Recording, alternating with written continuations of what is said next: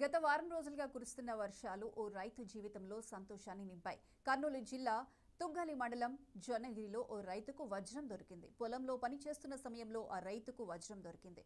ఆ వజ్రాన్ని 12 లక్షల రూపాయలు 5 తులాల బంగారం ఇచ్చి స్థానిక వ్యాపారి కొనుగోలు చేశారు.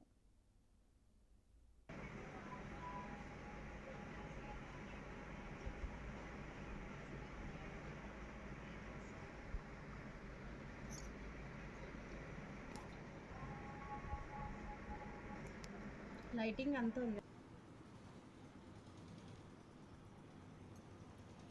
కదిలి చెయ్యి.